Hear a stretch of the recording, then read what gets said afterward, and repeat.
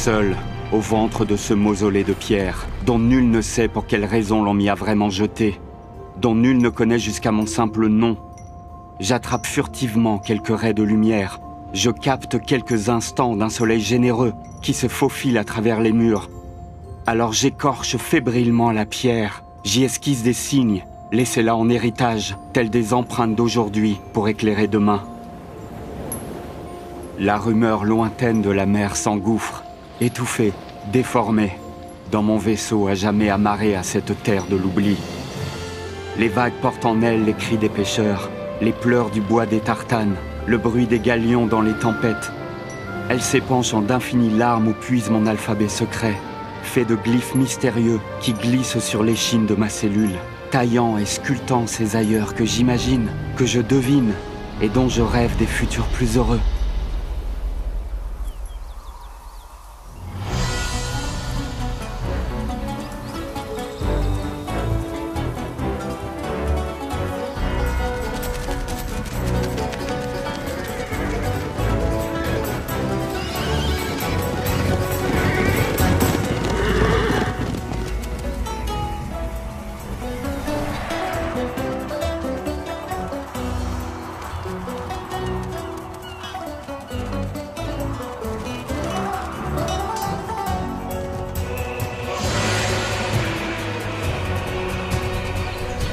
Nuit de tous les possibles qui émergent d'un trop lourd sommeil, essaimant ces inscriptions enfouies dans le sablier du temps, perdues dans l'autrefois, et qui, à la manière d'un sésame magique, ravivent la pierre de leurs caresses, de leurs murmures. Pouvoir immémorial, libérateur, ressuscitant les flots d'un passé englouti, réveillant Khan, la perle azuréenne.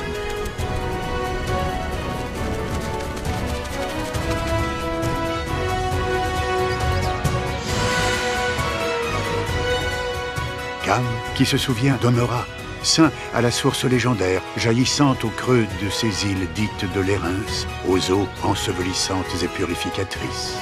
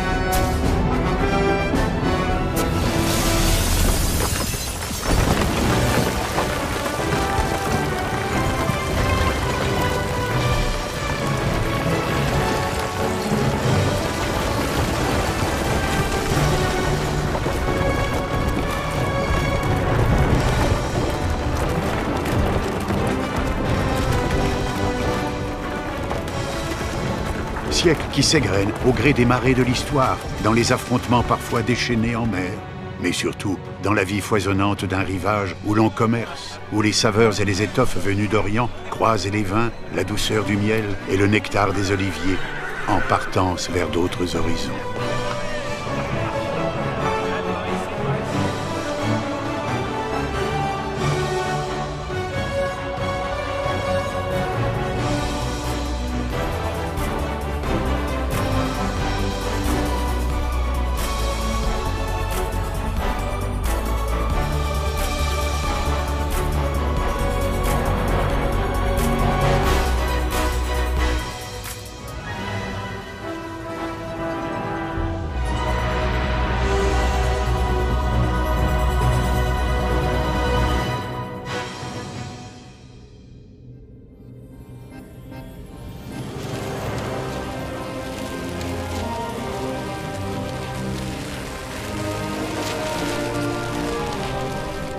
Cannes encore, livré aux caprices des vents, au déferlement des vagues qui battent les côtes et entraînent indifféremment dans leurs abîmes les frêles barques de pêcheurs et grands navires marchands.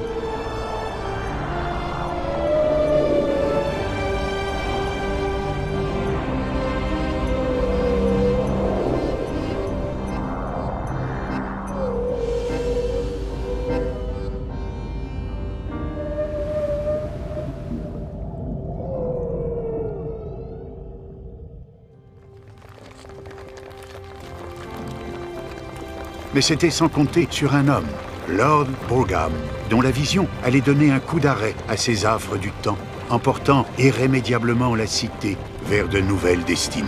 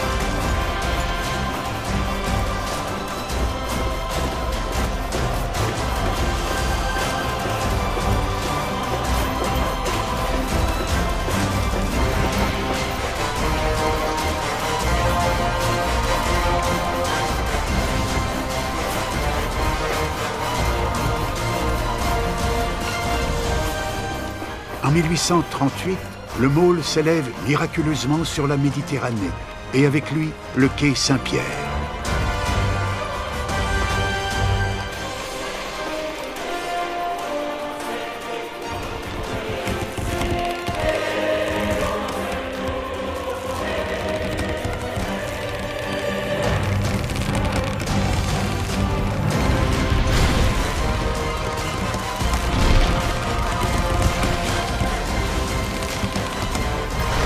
Naissance d'un port aux eaux apaisées, tourné sur le monde et vers qui tout le monde, désormais, se tourne.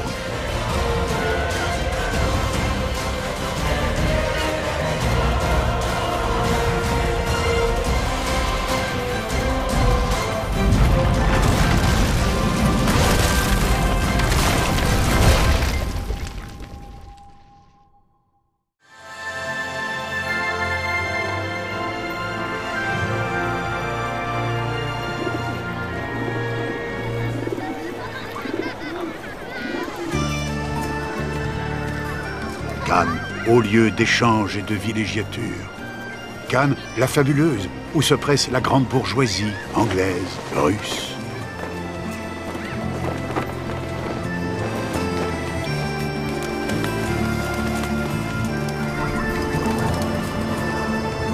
Métamorphose incessante d'un village devenu ville. Architecture sans égale, dressée face à la mer, comme autant de signatures minérales.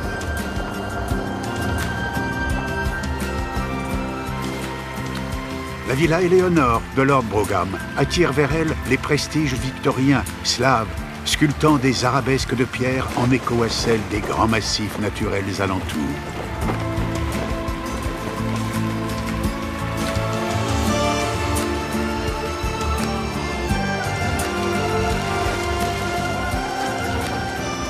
effervescence d'une belle époque que l'on pense éternelle, que l'on croit invincible.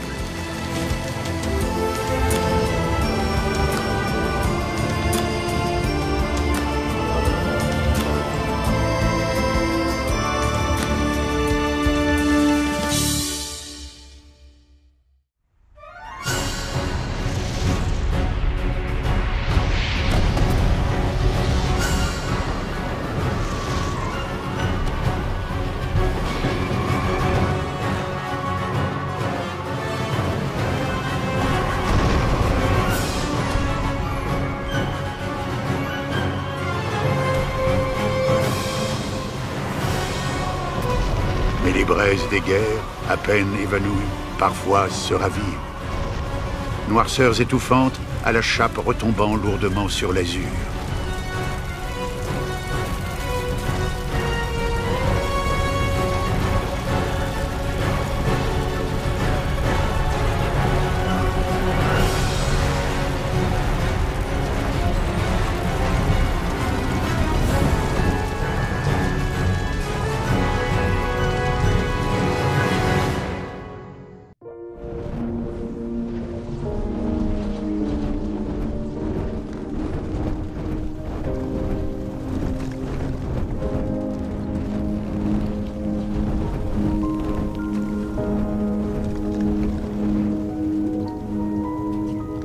Cependant, tel le phénix, renaissant de ses cendres, Khan et son port renouent avec cette vie qu'ils aiment tant. Cette vie qui les appelle à voguer vers des lendemains où s'efface la douleur de leur hier.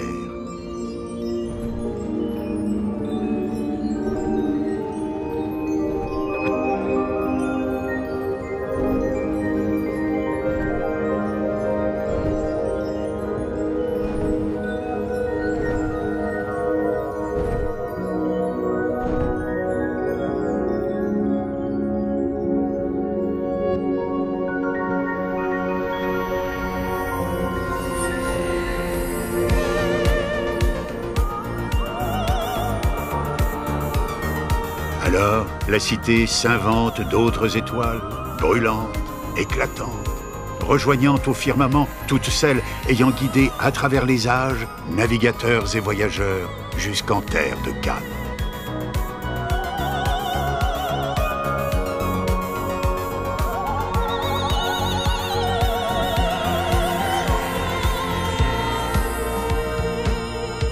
Khan, la bénie des dieux, s'offre un nouvel envol pour de bien aventureuses explorations.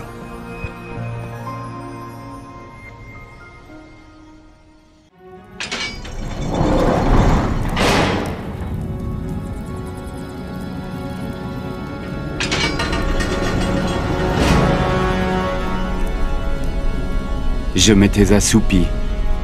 Toutes ces images qui dansaient dans ma tête, était-ce seulement un rêve? Non. Non, bien plus encore, j'en suis sûr. Un songe qui prophétise jusqu'aux étoiles ce là-bas que j'entends à peine, mais que j'inscris dans ma cage de pierre.